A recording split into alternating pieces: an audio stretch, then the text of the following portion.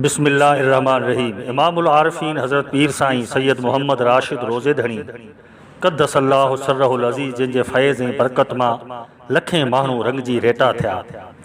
समय ख़लीफ़ा रुश्द ऐं हिदायत जा साहिब बणिया त हज़ारें फ़क़ीर ज़ाहिद आबिद आलिम दरवेश ऐं शाइर फ़ना ऐं बका जी मंज़िल ते मुशर्रफ़ थिया। उन्हनि दरवेशनि ऐं फ़क़ीरनि में रोहिली जो राणू हज़रत इब्राहिम फ़क़ीर मस्त जैसलमेरी रहमतुल्लाह अलैह वक़्त जो कामिल वली ऐं आरिफ़ हो।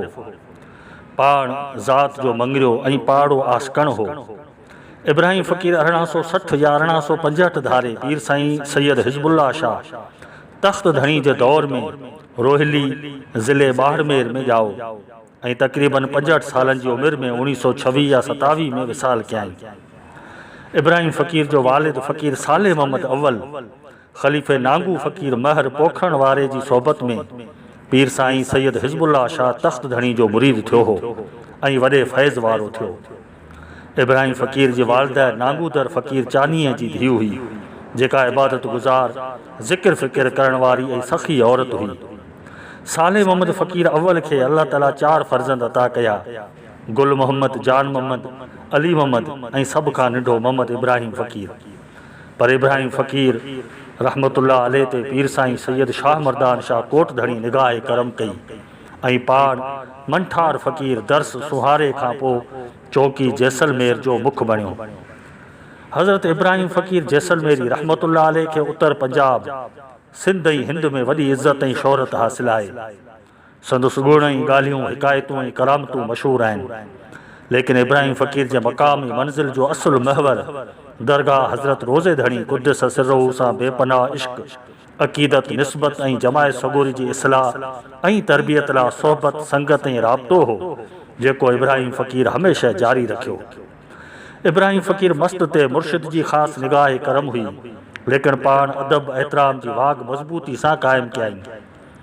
मुर्शिदनि जे अदब ऐं एहतराम में कामिल हो। ख़ानकाह मुबारक रोज़े धणी खे कॾहिं पुठी न ॾिनाई। मुर्शिदनि आॾो बेअदबी या हुज्जत न कयाईं। ज़ाहिरी तौर परे बीहंदो हो पर दिलि ऐं रूह जी दुनिया में ॼण सभिनी खां वधीक वेझो हो। चवंदा आहिनि के वेझा ई दूर के दूर बि ओॾा सुपरी। इन वांगुरु ईमान इश्क़ ऐं निस्बत सलामत आहे त परे वारो बि वेझड़ो आहे, न त वेझो हूंदे बि कोहे दूर आहे। इब्राहिम फ़क़ीर मस्त रहमतुल्लाह अलैह फ़क़ीरी जे रंग में रचियल हो। ख़ानकाह शरीफ़ हज़रत रोज़े धणी रहमतुल्लाह अलैह जी तइलीम ऐं तरीक़े ते कारबंद हो, बल्कि हज़ारें ॿियनि फ़क़ीरनि तालिबनि ऐं बालकनि खे बि इन वहदत वारी वाट जा उसूल ऐं विसारियल सबक़ इब्राहिम फ़क़ीर यादि कराया। इब्राहिम फ़क़ीर मस्त जैसलमेरी जी सीरत ऐं सूरत सुहिणी हुई। दुनिया जी लालच खां परे हो। ईमान इश्क़ ऐं मुरीदी जी सलामती इहा ई संदसि धन दौलत ऐं ख़ज़ानो हो। इब्राहिम फ़क़ीर पीर साईं कोट धणी ऐं सुरह बादशाह जे दौर जो मुशाहिद ऐं ॿिन्ही मुर्शिदनि जी निगाह करम सां नवाज़िल हो ऐं पंहिंजे मुर्शिदनि ऐं ख़ानकाह जी मोहबत ऐं इश्क़ में मस्त ऐं मुस्तग़रक़ हो। इब्राहिम फ़क़ीर जी हिकु अहम सुञाणप सोहबत ऐं संगत जी आहे।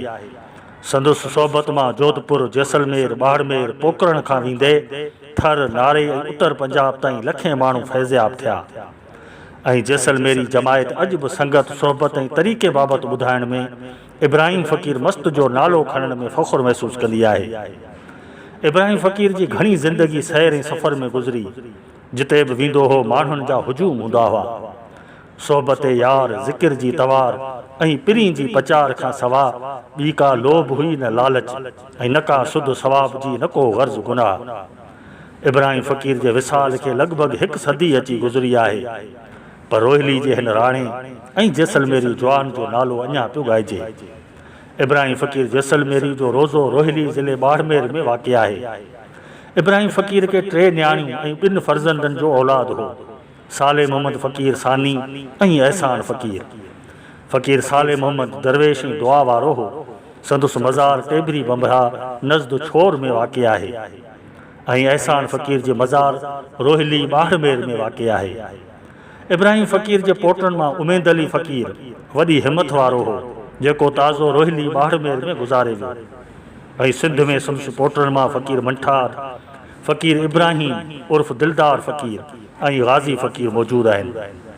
इब्राहिम फ़कीर जैसलमेरी रहमतुल्लाह अलैह जी सवाने करामतुन संदुस ख़ानदान संदुस बालकन ऐं सैर सफ़र ते मुश्तमिल पहिरियों दफ़ो किताब रोहिली जो राणू फ़कीर ग़ुलाम मुस्तफ़ा बम्बरे ऐं हाफ़िज़ मोहम्मद यूसुफ बम्बरे सिकंदरी जी महिनत सां छपियो आहे। किताब रोहिली जे राणे में हज़रत इब्राहिम फ़कीर जैसलमेरी रहमतुल्लाह अलैह जी पूरी ज़िंदगी जो अहवाल ऐं संदुस औलाद ऐं संदुस तरीक़े तैलीमात जो ज़िक्र मौजूदु आहे। अल्लाह ताला हज़रत इब्राहिम फ़कीर जैसलमेरी ऐं फ़कीर मोहम्मद साले दरवेश जे मज़ारुनि ते रहमतूं ऐं बरकतूं नाज़िल फ़रमाए ऐं असां सभिनी खे दरगाह रोज़े धणी जे तरीक़े ते हलण जी तौफ़ीक़ अता फ़रमाए।